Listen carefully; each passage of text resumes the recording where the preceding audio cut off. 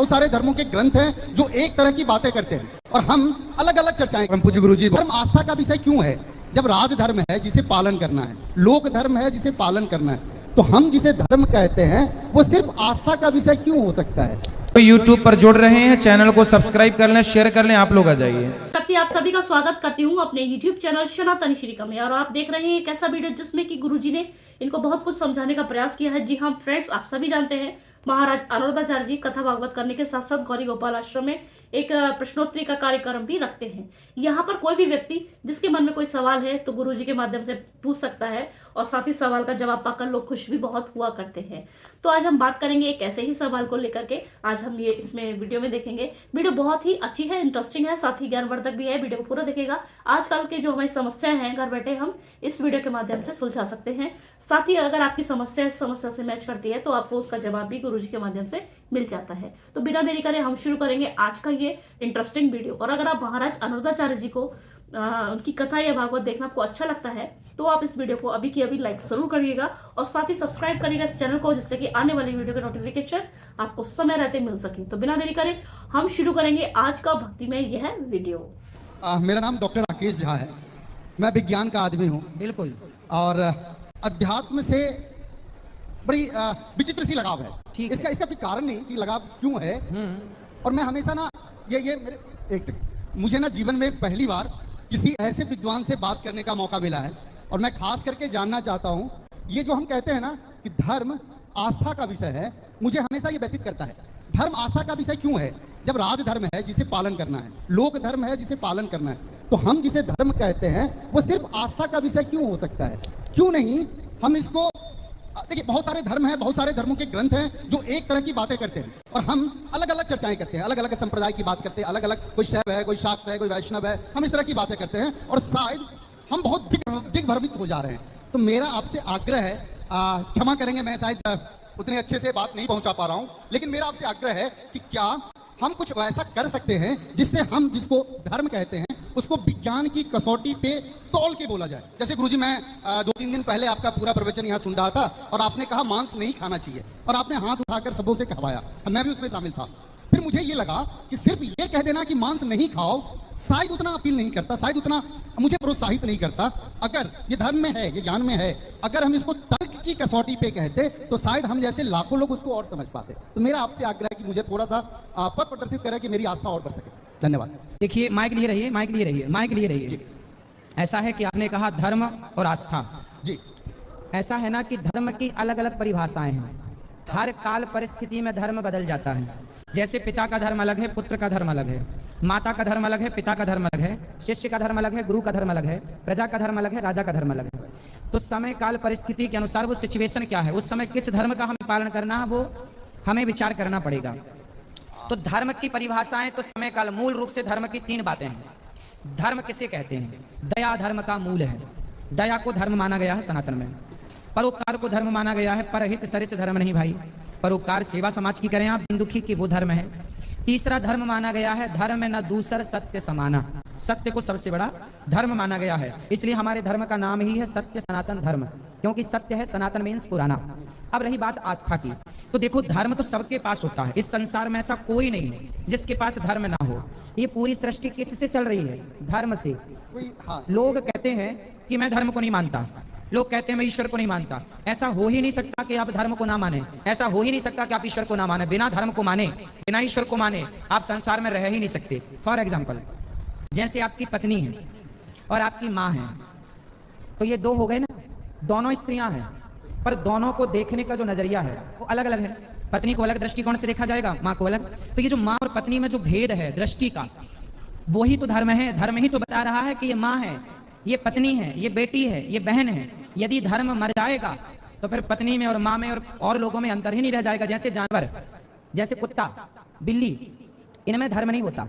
इसलिए जिस माँ से पैदा होते हैं ना कुत्ता, उसी माँ के साथ वो बड़े होकर जवान होकर संबंध बना लेते, क्योंकि उनके पास धर्म नहीं है। इसलिए हम सारा संसार जो हम मनुष्य हैं ये धर्म के सूत्र में बंधे हैं। जिनका धर्म मर जाता है, तो आपने भी सुना होगा कि कुछ लोग अपनी बहन के साथ, अपनी बेटी के साथ भी, हम टीवी पे अखबारों में ये केस सुनते हैं कि गलत हुआ। बेटी के साथ एक पिता ने गलत किया, बहन के साथ एक भाई ने गलत किया। कई बार कभी कभी ये भी घटनाएं हम लोग सुन लेते हैं टीवी पे अखबारों पे। क्यों? उनका धर्म मर गया।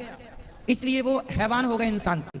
अब रही बात आस्था की। गुरुजी, मेरा फिर से वहीं पे है। हाँ। धर्म जिसको हम कह रहे हैं ना, ठीक है। जो आपने जो भी उदाहरण दिए, ठीक है, ये आप मेरी मानसिक द्वंद की मैं बात कर रहा हूँ। करिए करिए मानसिक करिए द्वंद है। हम जिसको धर्म कह रहे हैं, ये शायद कानून है, ये शायद ये परंपरा है, हाँ। ये शायद हमारा ज्ञान है, कुछ भी तो- कह सकते हैं। तो हम आप ना कुछ भी नाम दीजिए। हम उस धर्म को खोज रहे हैं, हम उस धर्म के बारे में जानने की जिज्ञासा है, जिसके सामने मतलब जो सबसे बड़ा परब्रह्म है, जो हमको अपने आप रास्ता दिखाता है। मेरा यह कहना है कि क्या हम जिसको हिंदू धर्म या सनातन धर्म बोलते हैं, उसको धर्म जैसे शब्दों से व्याख्या ना करें, क्योंकि ये धर्म हर जगह लगाया जा रहा है, राजधर्म, लोक धर्म और भी अन्य धर्म। हाँ, तो धर्म कानून हो जा रहा है। नहीं, तो धर्म ना लगाओगे तो क्या लगाओगे फिर?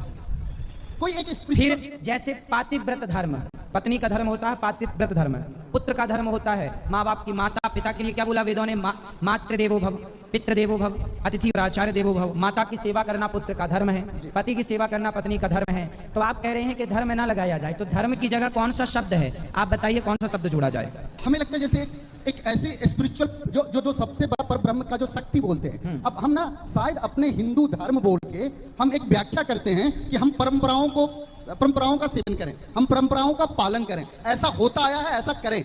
मेरा आपसे आग्रह है, आप जैसे विद्वान जिसके लाखों करोड़ों और हम जैसे लोग हैं जो आपको मानते हैं, क्या आप इस दिशा में हमें नहीं ले जा सकते, जो हमें डराए नहीं, जो हमें सिर्फ कानून का पालन ना करे? नहीं, डराया नहीं जाता। सनातन में कहाँ डर है? बताइए क्या डर है? बिल्कुल, मैं वही शब्दों का ये डरा, मतलब आप कानूनन ये पालन करो की जगह हम हर समस्या में ऊपर वाले के सामने हाथ जोड़ के बैठ जाए और जो उचित रास्ता मिले हम उसके बारे में लोगों एक बात बताएं, हर चीज का पर्यायवाची है हमारे सनातन धर्म में, हर चीज का पर्याय है। लेकिन विडंबना देखिए कि धर्म का कोई पर्याय नहीं है, धर्म सिर्फ धर्म है। इसलिए धर्म को धर्म ही रहने दीजिए।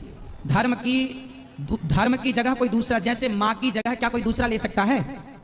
जैसे माँ की जगह कोई दूसरी स्त्री नहीं ले सकती, उसी तरह धर्म की जगह कोई दूसरा शब्द नहीं ले सकता। धर्म अपनी जगह धर्म रहेगा। इसलिए क्या कहा है? स्वधर्म, गीता में लिखा है, स्वधर्मे निधनम श्रेयः परधर्मो भयावह। गुरु गोविंद सिंह जी के 2 बच्चों को मुगलों ने दीवार में चुनवा दिया।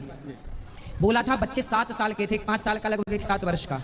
तलवार की नोक गर्दन पे रखी। अब सोचिए 7 साल के बच्चे में गर्दन रखी, तलवार में गर्दन रखी जाए, अर्थात गर्दन में तलवार रखी जाए और कहा जाए तुम धर्म छोड़ दो। लेकिन धन्य है वो बच्चे कि वो मर गए, दीवार में चुनवा दिए गए, शहीद हो गए और अपने धर्म का परित्याग नहीं किया। तो धर्म की ये व्याख्या है, कोई पर्याय नहीं हो सकता। इसलिए धर्म के लिए हमारे यहाँ मर गए लोग, बलिदान दे दिया अपना सर्वोच्च। धर्म तो था, राम ने सूर्पनखा को स्वीकार क्यों नहीं किया? क्योंकि पराई नारी को गलत दृष्टि से देखना ये अधर्म है। यही धर्म था राम का। राम कौन है? रामो विग्रहवान धर्मः, राम ही धर्म की प्रतिमूर्ति है। धर्म किसे कहते हैं? राम को। यदि धर्म को शारीरिक संरचना में देखनी है तो भगवान राम ही धर्म का प्रतिनिधित्व कर रहे हैं। धर्म का प्रतिनिधि, धर्म के प्रतिनिधि राम है, तो कोई पर्याय नहीं है। इसलिए धर्म को मानना ही हम सबका परम कर्तव्य है। बिल्कुल सहमत है, हम सब वही पालन कर रहे हैं जी। व्यापक अर्थों में इस शब्द का महत्व थोड़ा कम किया जा रहा है और चीजों में इसको लगा के। ये हमारा प्रश्न था कि हम इसको कहीं और ले जा सकते हैं क्या? धर्म को कहीं नहीं ले जा सकते, धर्म सदा अपनी जगह रहेगा। देखिए ऐसा है, झूठ बदला जा सकता है जी, सच नहीं बदला जा सकता। सच तो कल भी जैसा था आज भी वैसा ही दिखेगा और कल भी वैसा ही आने वाले कल में दिखेगा।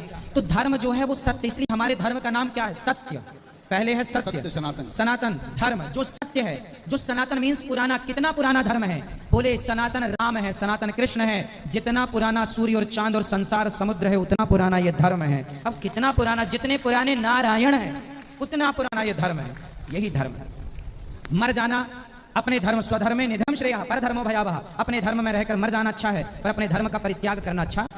इसी क्रम में दूसरा जो मैंने कहा था, हाँ। जैसे हम लोग ना कोई राम की कथा करते, हम कृष्ण की कथा करते, कहीं भक्ति की कथा होती है, दुर्गा की कथा होती है, तो ये बहुत सारे कथाओं के कारण क्या हमारे सनातन में कोई खरास आ सकता है कभी? नहीं, बात समझिए ना, हम सनातनी हैं।